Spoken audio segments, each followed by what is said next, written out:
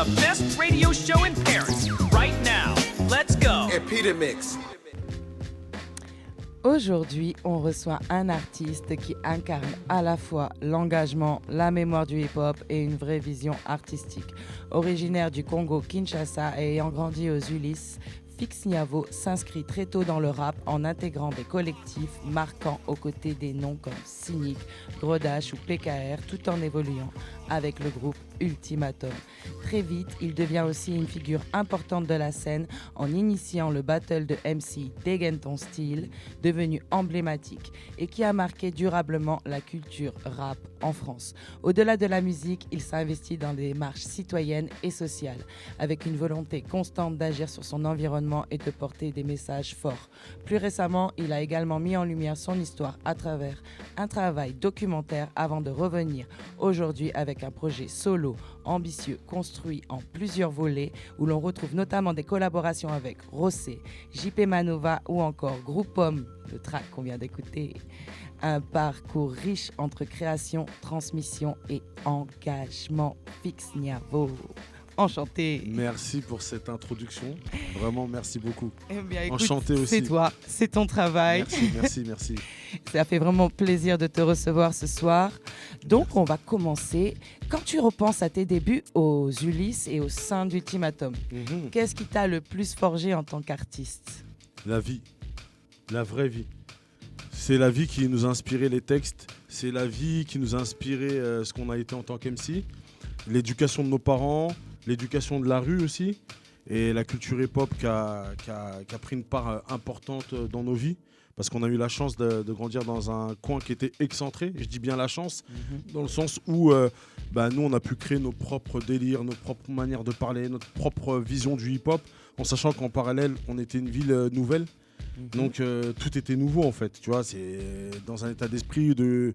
Pas de conquête, tout était à créer, il y avait un état d'esprit à créer et tout. Et puis, comme j'aime bien le dire aussi, on était une ville très jeune, mais très tôt, on a eu des modèles de réussite, tout comme des gros échecs. C'est-à-dire que très tôt, on a vu la drogue, les rixes, les histoires, les grands et tout. Et en parallèle, on a vu une mixité sociale de fou malade. On a eu des Daniel Sangouma en athlétisme qui ont cartonné, des Thierry Henry au football qui ont cartonné, Patrice Evra, tout ça, c'est des gens, on se côtoyait pas tous forcément, mais nos familles étaient grandes. Voilà, on vient tous du même quartier en vrai. Et donc vous avez choisi le rap justement pour justement sortir peut-être de certaines mauvaises énergies qui pouvaient aussi y avoir. Très bon choix. À quel moment tu as senti que le rap devenait plus qu'une passion et pouvait devenir un véritable engagement dans ta vie ? Je pense que en fait, le rap, ça a toujours été une passion, hein. Il n'y a pas un moment où on a basculé, en tout cas pour ma part, j'ai toujours pris ça au sérieux, mais même quand je faisais du sport, quand je faisais du foot et tout, j'ai toujours cherché à donner le meilleur de moi-même. À exceller dans ce que tu faisais, à le faire au mieux. Exactement. Donc quand on s'est mis au hip-hop, nous, il fallait qu'on crée nos choses aussi. Et puis, il faut aussi dire les choses que nous, on vient du 9-1. Et quand on était jeunes, dans certains médias, les gens, ils avaient pour habitude de dédicacer un peu tous les départements. Sans forcément... le 9-1. Voilà. Et ça, en vrai, à la base, ça nous a donné... Une motivation, une petite rage du genre, comment ça comment ça, on oublie le 91, tu vois. Et en même temps, on était très très bons en graphe, on avait des très très bons danseurs et tout. On avait déjà des MC, mais c'est vrai que ça dépassait pas beaucoup la sphère locale, on va dire. Et grâce à Dieu, avec Ultimatum, avec Agression Verbale du côté d'Evry, Clan Hostile du côté de Corbeil, il y avait les DGC du côté de Grigny, il y a eu plein de gens de notre génération. Sans forcément se côtoyer, cette génération-là, elle a pris les... permis que le 91 existe vraiment. On peut le dire vraiment sans se la raconter ou quoi. En tout cas, on a participé au fait qu'il y ait eu ça. Et puis les générations qui sont arrivées derrière, elles ont plus que transformé l'essai. Donc on est fiers d'avoir fait partie des pionniers de la colonne vertébrale du 91 en termes de hip-hop. Fierté de ouf. Il y a de quoi. Quand on connaît le parcours, tout à fait. Et du coup, qu'est-ce qui t'a donné l'impulsion de créer Dégaine ton style à l'époque ? Alors, à l'époque, déjà, moi, je suis un bousillé de la culture hip-hop et je sais que dans les années 80, le hip-hop avait permis pas à baisser, mais à considérablement influencer de manière positive les embrouilles de quartier qu'il pouvait y avoir. Mhm. Donc il y a eu des mouvements qui se sont créés autour de ça pour la lutte contre les gangs, ou en tout cas les guerres de gangs et tout ça. Et moi, ça m'a inspiré à notre petite échelle. Hein. On n'est pas aux États-Unis ou quoi que ce soit. Mais c'est juste qu'à notre petite échelle, je trouvais pas normal que certaines personnes de certains quartiers ne se côtoyaient pas pour X ou Y raison. Mhm. Et moi-même, je faisais partie prenante de certains conflits, on va dire. Malgré Donc, toi, d'une malgré certaine moi. manière, ouais. Mais comme je suis d'une génération où le hip-hop, ça a d'abord été surmédiatisé d'un point de vue social et tout ça, tu vois. Mhm. Donc je me suis dit, moi, il faut que je fasse ma petite pierre, tu vois. Il faut que je mette ma petite patte dedans, tu vois. Et aussi, comme dans toutes les cités de France, c'est les championnats du monde des vannes. Donc tout le monde est toujours chaud pour vanner et tout ça. Et nous, dans notre quartier, à chaque fois, on voyait qu'il y avait du niveau en termes de rap. Et on se disait, mais c'est qui le plus fort? C'est qui le plus fort en rap vraiment dans la cité? Qui est le plus chaud? Qui est le plus fort et tout ça? La compétition. Et la compétition. Et à partir de là, en parallèle de ça, moi je travaillais dans la salle qui s'appelle le Radazik. Ok. C'était une salle qui n'avait pas forcément une super réputation quand on était jeune et tout ça, parce que malheureusement, il s'y était passé pas mal de choses, notamment une ou deux choses très très tragiques. Ok. Et quand moi j'ai pu intégrer l'équipe du Radazik, moi j'ai fait un stage quand j'étais plus jeune, Mhm. mais c'était un endroit qui m'impressionnait un peu, parce que vraiment, tu rentrais dans un truc, c'était un sanctuaire, tu vois, il y avait que les grands. Il y avait une ambiance, on dirait que t'étais pas le bienvenu. Mhm. Pourtant, c'est des gens de ta ville, c'est les grands de ta ville et tout, mais il y avait une ambiance un peu Mettez la ghetto et tout. pression. Et des années plus tard, j'ai pu travailler dans le Radazik.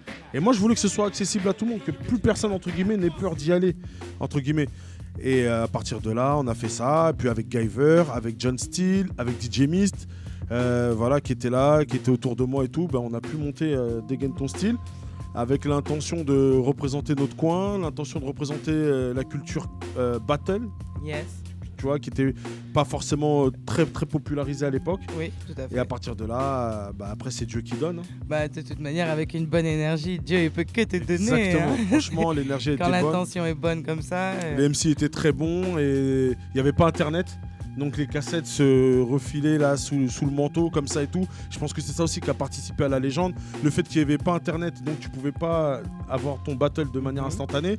Et aussi le fait que c'était filmé en VHS. Donc vraiment ça donne le côté vintage, le sur côté bande. voilà sur bande. C'est le côté on retrouvera pas cette époque-là. Ouais, tout à fait. Et tout ça, ça participait à la légende de Dégaine ton style. Ok. Alors, maintenant on va parler un petit peu de Kitenge. Yes. Ça c'est le produit du moment. Yes, Comment yes. tu décriverais l'univers de Kitenge à quelqu'un qui n'a pas écouté justement les 3 opus, parce qu'à savoir que là c'est le 3e Exactement. et que tu vas nous expliquer justement un petit peu plus d'où t'es venue cette idée. C'est un album totalement assumé d'un gamin qui est né en France, mais qui a eu des parents d'origine congolaise. Et donc qui essaie d'expliquer les ambivalences, les paradoxes, les dichotomies, toutes ces choses-là dans lesquelles on a pu grandir, ces moments où on s'est senti rejeté, donc après nous-mêmes on est devenu objet de rejet pour les autres, Je comprends. et ce moment où on se sentait aimé, tu vois, donc en fait Kitenge c'est vraiment 3 volumes dans lesquels c'est une autobiographie.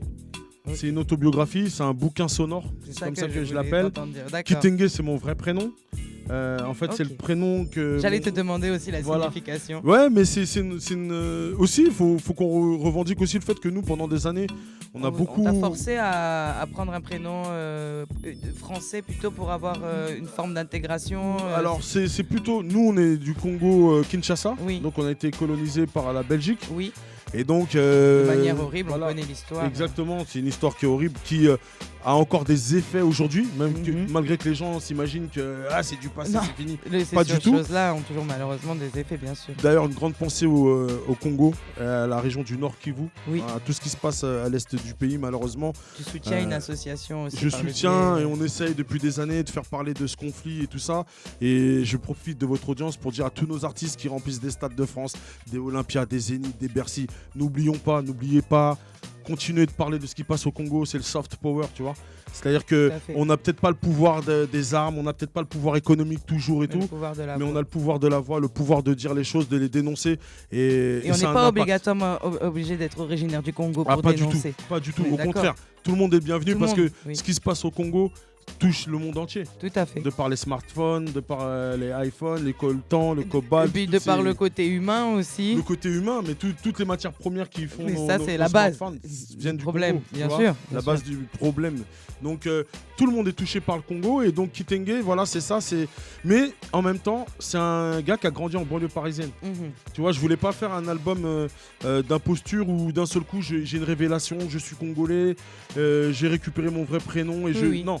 C'est un- autobiographique. J'ai toujours été, voilà, ceux qui connaissent Ultimatum, qui connaissent Fix et PKR, qui me connaissent mon parcours, j'ai toujours revendiqué la fierté d'être noir, la fierté de venir d'un quartier, la fierté d'être originaire du Congo, d'être d'Afrique, du tiers-monde, de toutes ces choses-là. Ça n'a jamais quitté mon récit en fait. Et puis de toute manière, ça fait partie de toi, comme tu dis. C'est ton Ça fait prénom, partie hein. de moi et c'est pas par rejet, c'est pas pour être plus fier que d'autres. Tout le monde a. C'est juste de dire à chacun, en fait, tu te rends pas compte que tu as un élément de fierté en toi. C'est à toi de le définir, c'est à toi de le trouver et de l'épouser et qui puisse te permettre d'évoluer en fait. Donc vraiment Kitenge c'est dans ce sens-là, c'est pour ça qu'il y a des morceaux touchants. Kitenge aussi c'est l'album d'un père de famille, d'un grand frère, un statut aussi qu'on a au Congo Oui, qui qui a s'appelle évolué, du coup, tu as exactement. grandi. et Exactement. Et j'ai pas, il y a aucune tricherie. On a fait pas mal d'erreurs dans le passé. J'en parle. On a fait des erreurs dans la rue, dans pas mal de, même dans notre stratégie artistique ou stratégie commerciale et tout. T'es obligé de passer par des erreurs pour faire après. la Exactement. réussite. Pour moi, Kitenge, c'est ma définition. Artistiquement, je pense C'est ton masterpiece là. Ouais. C'est Fix Niavo abouti. Je dis pas que je peux pas faire mieux, mais en tout cas, je sais que j'avais besoin de vivre tout ce que j'ai vécu pour donner ces 3 C'est volumes là. ton volume. Voilà, vraiment. Merci beaucoup pour ta sincérité, Fix, ton honnêteté, ton authenticité. Et on va continuer avec Idem parce que je sais que Idem, il avait aussi des questions à te poser. Avec plaisir. DJ Idem, on dit quoi? Oui, moi j'ai 2-3 questions à lui proposer. J'aimerais déjà que tu me dises pour toi quel est ton meilleur rappeur français et ton meilleur rappeur US. Ah, là, c'est très, très, très compliqué. Et sans langue de bois, mon meilleur rappeur français, toute époque, toute génération. Toute génération. Si je te parle avec le cœur, je vais te dire ça serait un peu n'importe qui dans le groupe Ultimatum. En toute objectivité. Ok, En lourd, toute lourd, objectivité, vraiment. J'ai un immense respect pour nos aînés dans le rap français et tout ça. Mais d'avoir vu de là où on est parti, de voir le niveau qu'on avait pour certains il y a 30 ans et de voir aujourd'hui où on est arrivé, je peux pas dire autre chose. Mais sinon, bah, j'ai envie de te dire, là dans mon top 2, top 3, les noms qui me viennent en tête, il y a Kazé. Kazé, Ok. Ifi. Ifi. Ouais, Ifi. Lourd, lourd. Kazé, Ifi. Et pour l'ensemble de son œuvre, je dirais Akhenaton. Respect. Euh, Akash, One Et Love. sinon, en termes de groupe, IDLJ, Ministère Amer et Expression Directe. Et du côté d'Amérique, Et alors là, mon ami, il n'y en a pas un si tu pars dans une île déserte. je pense à discographie. Ouais. Eh ben, je vais te donner une réponse que j'ai entendue il n'y a pas longtemps. Je sais plus qui c'est qui a dit ça. C'est un rappeur américain qui disait si je devais prendre un artiste et toute sa discographie sur une île déserte, ben, bizarrement, je pense que je prendrais Outkast. Outcast. Parce Ok, qu'il y a de lourd. tout, en fait. Ok, ok. Et pourtant, moi, je suis pur New York, pur QB, Brooklyn et tout. Mais c'est vrai que j'aime beaucoup aussi passer d'un état à un autre. Et à Outkast, je pense que si je prends toute leur discographie, il y aura toujours à boire et à manger. Et j'aimerais savoir qui c'est qui t'a mis dans la musique, Dans le quartier, ou quel est l'artiste qui m'a donné envie de faire la musique? qui t'a donné envie de rapper. Ah, je pense que c'est Public Enemy. Hein. Public Enemy. Ok, c'est même pas un poteau du quartier, un grand frère, tout ça. Ah ben mon grand frère, PO. PO. Mon grand frère, on était dans la même chambre. Bon, lui, il cachait ses textes et tout. Mais comme c'était un vrai... Mon grand rêve, c'était quelqu'un vraiment dans la street, tu vois. Et par contre, quand il écrivait ses textes, je le trouvais apaisé, tu vois. Et c'est vrai que lui, il écoutait... Par contre, lui, il écoutait que des Cool G-Rap, que des trucs de gangsta rap, tu vois, Cool G-Rap, Paris, tout ça. Il aimait vraiment Scarface. Je vois très, très Et bien. tu vois ce que je veux dire. Lui, il aimait vraiment que beaucoup ce genre de Skyra. rap. Allez, on va dire ça comme ça, tu vois. Et j'ai une dernière question. J'aimerais savoir, dans Dégaine ton style, Ouais. pour toi, quel est le rappeur qui a marqué cette époque? Il veut te mettre dans les Tu problèmes. dois m'en dire que un Que un. qui est venu et qui Bah, pourquoi est- on va pas se mentir. Hein. C'est peut-être pas mon préféré, mais c'est celui et je le big up malgré tout ce qu'on a pu partager et ne plus partager, c'est SINK. Parce que lui, il est arrivé et il est en Ligue des Champions. Ok. Lui, c'était pas le petit battle du quartier. Et ça, c'est fort. Parce qu'il a participé avec d'autres, mais lui en particulier, puisqu'on a vu que derrière, ça a signé, puis disque d'or et tout. Mais ça a participé à ce que Degen Tostil rentre dans l'histoire du rap français, clairement. Ok, cynique du coup, merci. C'est toi qui l'as dit. Moi, j'ai juste dit, j'ai épelé son nom. Non, big up pour ce qu'il a fait dans Degen Tostil. Il était en bulldozer. Il était en total bulldozer. Lourd. Franchement lourd. Merci beaucoup, Fix. Alors maintenant, on va passer au freestyle. Est-ce que t'es chaud? Ouais, on va vous faire un petit classique ultime, un petit classique de Fix et PKR et tout. Et on invite tous les gens à découvrir ou redécouvrir Kitenge sur mon bandcamp, fiksniavo.bandcamp.com. Exactement. Fiksniavo.bandcamp.com. Il y a 3 volumes et il y a, comme tu disais, le 3e très important qui est sorti mais qui est disponible que en CD, vinyle, tout ça. Exactement. Et il sera disponible que à 19 partir juin. du 19 juin, Il y exactement. a Sheldon aussi de la 75e session dedans. Il y a Manny Davis, une superbe violoniste. Ok. Il y a Groupe Home, on a réussi à avoir Groupe Home grâce à Krone. Oui, comme j'ai dit, JP Voilà, Manova. comme tu l'as dit, Oui. JP Manova, Rossé, Missa, l'excellent lyriciste qui nous vient de la ville de Metz. Yes. Et voilà, je JP voulais Miss. que des gens rares et des gens qui, je sais, qui refusent beaucoup de featuring. Et à moi, au contraire, ils n'ont pas refusé. Et ils ont fait des couplets d'anthologie. Donc j'invite tout le monde à aller découvrir ça. Fix Niavo, Kitenge, c'est Kitenge. l'album. Voilà. Et ben on va écouter ça en live. Fix Niavo sur Epidemix. Big up à toute l'équipe. Ultime. Idem, j'ai besoin de toi. Quelques cuts, tu connais. Ambiance monotone, grosse conso, on picole. Bâtiment 3198, Lascar de l'Essonne. Cage d'escalier. Ok, yeah. Ok. Un exploit vaut moins que de nouveau. Mon cœur est bénévole, mais des vendus me l'ont volé, ya. Pour te parler d'où je viens, j'ai toujours vidé l'encre. Mon dos est assez grand, posé sur le banc, je sais plus qui m'a des plans. Ma page est blanche, ma rage est franche. Combien le ressentent quand je mets de l'essence sur le sample.